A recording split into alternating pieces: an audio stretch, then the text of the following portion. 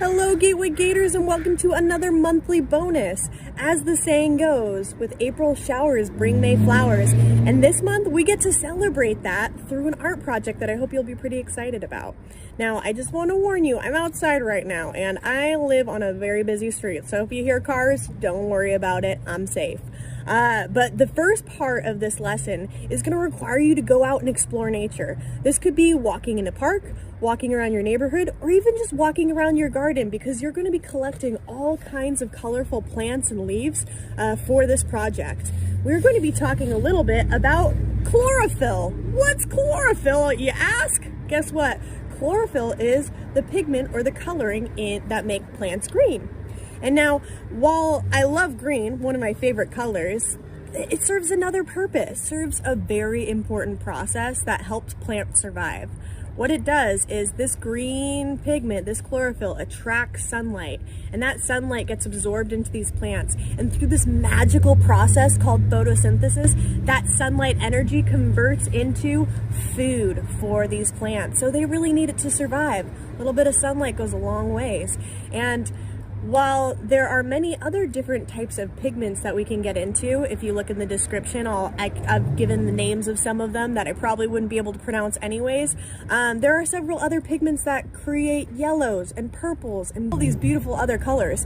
My task for you right now is to go out and get picking. I would love for you to find all kinds of different colored plants if you can, with a special emphasis on that green. Now that you have the most important material collected, your beautiful flowers and leaves, your petals and colors of all different colors, I would like you to go ahead and gather just a few more easy supplies. One of them is going to be a piece of paper. If you use construction paper or watercolor paper, that probably works the best just because it's a little bit more fibrous and it absorbs coloring. But guess what? I don't have that. I just have this drawing paper, so that's what I'm going to use. I'm going to use a piece of paper, a piece of wax paper, which if you do not have wax paper, that is okay. You can use parchment paper, newspaper, any other kind of paper. It's really just saving your hammer from getting all gunky.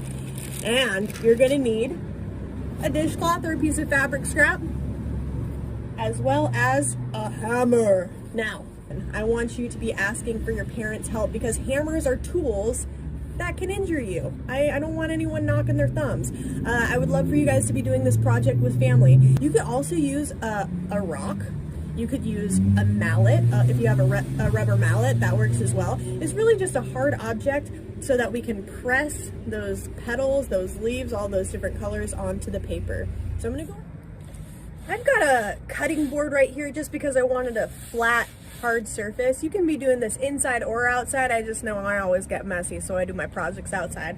I have a nice flat board, and I'm going to lay down that dishcloth or piece of fabric. It really helps when it comes to hammering out your flowers to make it nice and absorbent.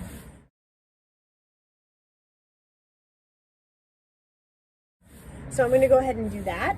And then I'm going to lay my piece of paper down. Now this is the fun part, guys. You get to dump out, oh, where did it go? Here it is. You're gonna get to dump out all of your magical collections from your nature walk.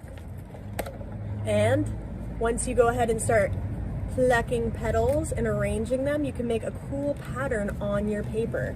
It doesn't have to be a pattern, it could be random. I'm just gonna let nature inspire me here. Let my creativity inspire me and cover this paper with all kinds of beautiful colors.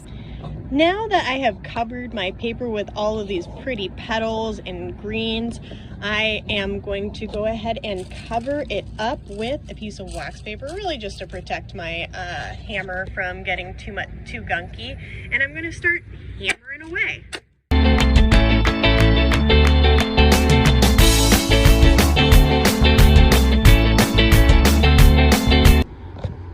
As you can tell, I hammered away at those flowers, making sure that I tried to cover all of the spaces.